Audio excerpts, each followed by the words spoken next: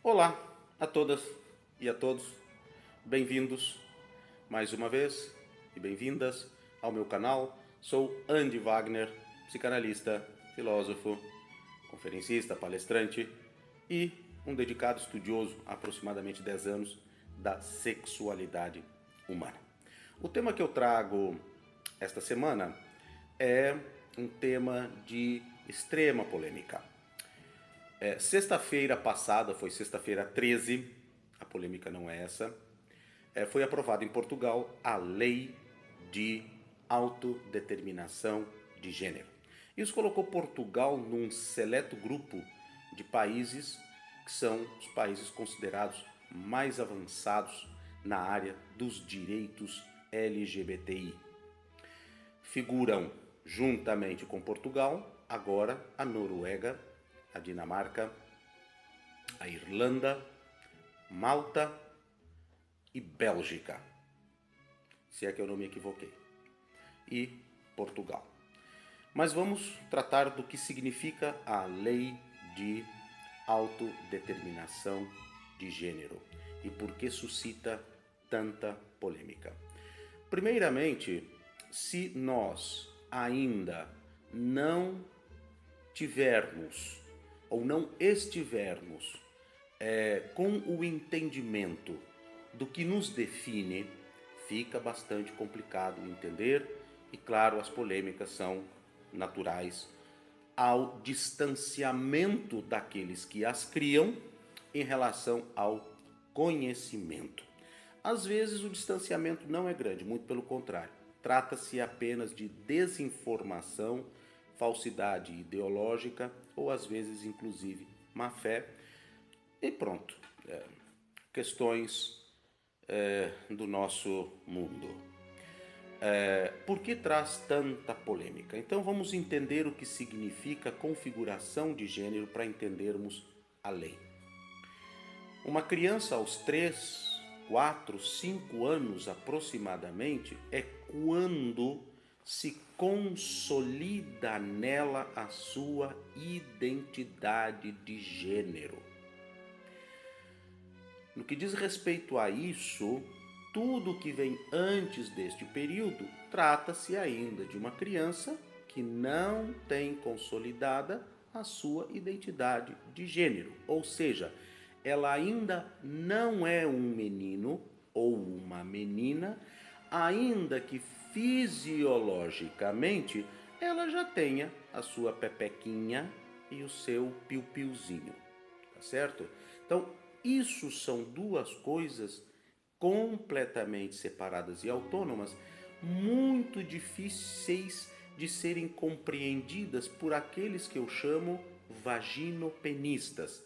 Basicamente, a questão relacionada às religiões, que são vaginopenistas, ou seja, o que identifica, o que caracteriza a pessoa é o seu pênis e sua vagina e ponto final, e é um homem se tem pênis e uma vagina se tem mulher, e aí então a coisa realmente neste patamar fica praticamente impossível dialogar, porque há um distanciamento tão grande, tão vasto do conhecimento que realmente então é complicado.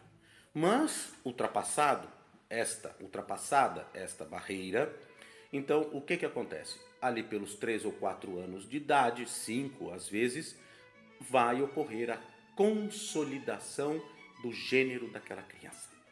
Se a criança for cisgênero, ou seja, o gênero que se consolidou nela, a identidade dela é de uma mulher e ela fisiologicamente é do sexo feminino, ou seja, tem vagina, chama-se uma pessoa cisgênero e ela não vai perceber nada.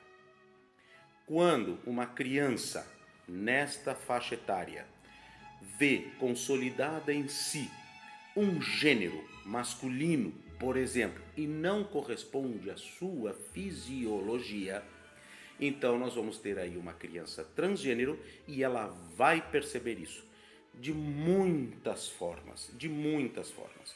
A criança vai manifestar o que nós chamamos disforia de gênero, ou seja, a identidade dela, o que ela é, o que se configurou nela, não corresponde ao seu sexo fisiológico. Isso acontece entre 3, 5 anos de idade, mais ou menos. Se essa criança está num contexto esclarecido, logo os pais perceberão, hoje isso já começa a acontecer, muito já, e a família vai conduzir esta criança. Essa observação vai ser feita nos primeiros anos, isso não é algo que se constata em uma semana.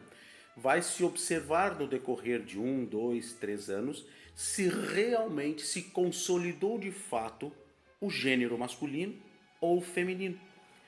Uma só das formas mais comuns de se observar, sobretudo a família, é com o que a criança se identifica e de que forma ela começa a expressar a sua identidade. Isso vai ser de acordo com a cultura que ela está inserida. Se ela está inserida numa cultura ocidental, oriental, como é que naquela cultura uma menina expressa a sua feminilidade e o menino a sua masculinidade. Então ela vai adotar isso para expressar-se segundo a identidade que se configurou nela, certo? Então, uma vez que se constata e que se consolidou de fato um gênero que não corresponde ao sexo, então nós vamos ter uma criança transgênero. E essa criança vai, se ela estiver num contexto esclarecido, vai ser criada e vai ser tratada segundo o seu gênero. Tudo o que a acompanha será segundo o seu gênero. Muito bem. A primeira barreira, a primeira é esta, quando a criança se dá conta do seu gênero, da sua transgeneridade.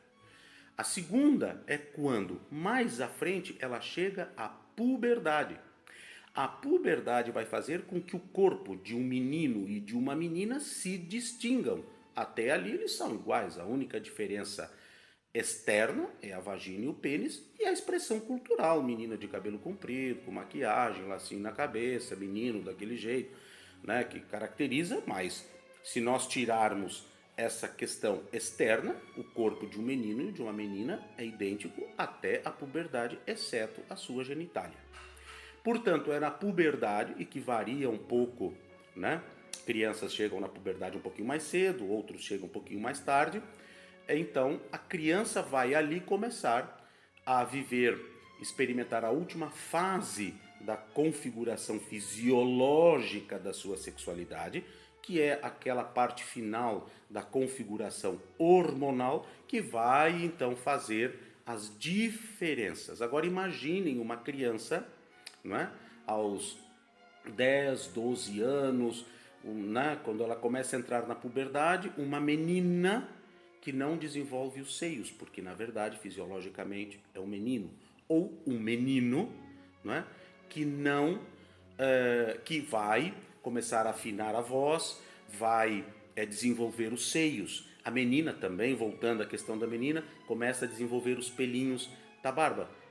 Aí vem um momento em que os índices de suicídio disparam, porque imaginem o que é a tragédia para uma criança transgênero que começa a se sentir, como normalmente elas mencionam, começam a se sentir engendros, começam a se sentir monstros, porque vão se transformando em algo que elas imaginem, tentem imaginar o que isso significa.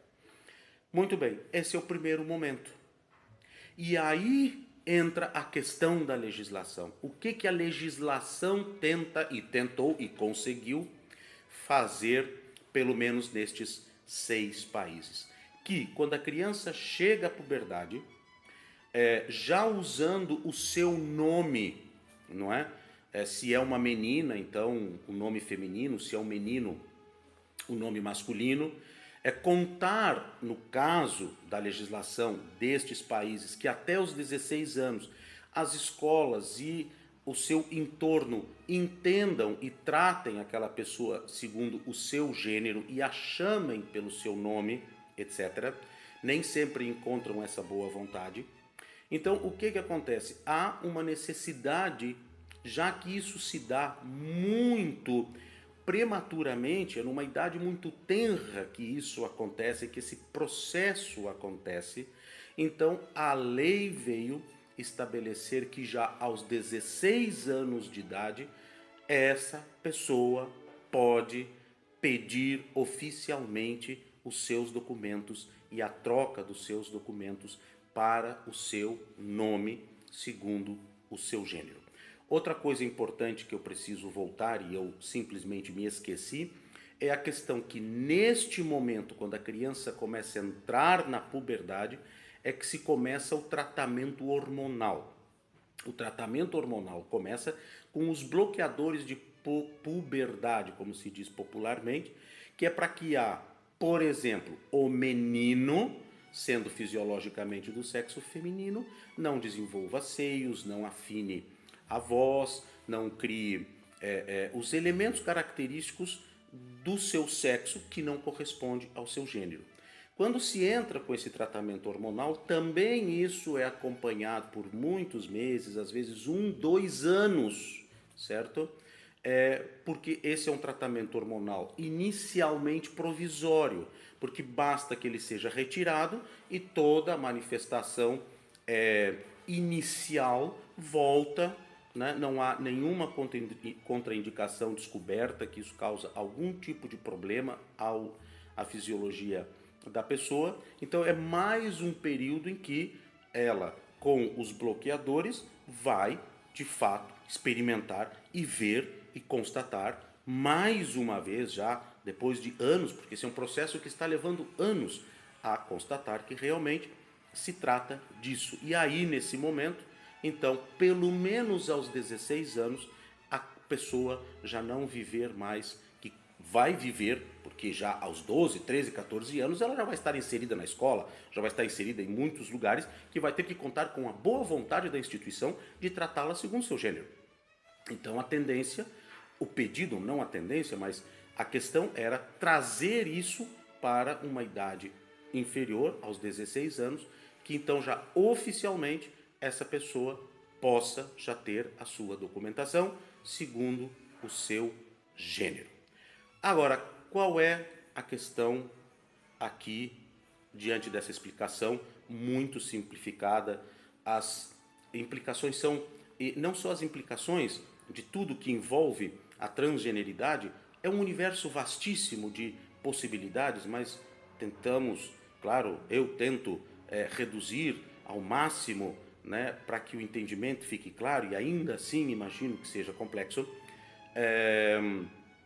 O que acontece? O distanciamento das pessoas, como mencionei no começo do vídeo, do conhecimento, às vezes por má fé, por falsidade ideológica ou simplesmente por ignorância, faz com que então venham aquelas questões, ora bolas. Eu vou usar uma só das barbaridades rasas e malevolentes, porque elas são malevolentes. Ora bolas, aos 16 anos não pode votar, não pode conduzir um automóvel, mas já pode mudar de sexo.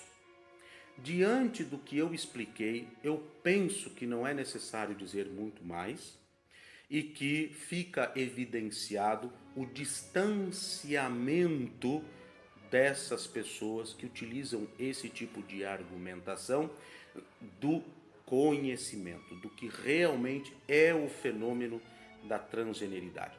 Depois do que eu expliquei e em relação aos argumentos que são utilizados, eu penso que isso fica muito claro, mais ou menos explicado, né? O que inclusive explica muitas vezes a indignação das pessoas relacionadas a este tema, né, que trabalham nessa questão, se indignam e realmente ficam raivosas ao ver e ao ouvir esse tipo de argumentação sustentada totalmente e completamente na ignorância, quando, o que não é o pior, quando na ignorância, pior ainda quando verdadeiramente na má fé. Então pronto, espero que este assunto complexíssimo e no que diz respeito às questões da legislação, o que essa lei estabelece, e que aliás não é só a única questão, porque também tem a questão da lei quanto às pessoas intersexo, que eu não abordei aqui, e outras questões da lei. É necessário para, no caso, as pessoas aqui em Portugal lerem o texto. Qualquer comentário sem esse conhecimento mínimo é um comentário, no mínimo, advindo da ignorância e da má fé. Então, penso que dessa forma eu tenha conseguido, enfim, tentar ser o mais sucinto possível. Inclusive eu fico em desconforto porque o tema é tão vasto e sempre me parece que as coisas não ficam bem explicadas, mas pronto, tentar deixar isso mais ou menos explicado, principalmente para que as pessoas percebam a distância desta argumentação pífia em relação ao conhecimento do assunto em si. Espero que tenha conseguido esclarecê-los. Qualquer dúvida, e por favor, tenham nas. Mencionem, comentem, deem gosto, subscrevam-se, façam as suas perguntas, para que então nós possamos continuar com este diálogo que estamos tendo semanalmente. Muito obrigado e até a próxima semana.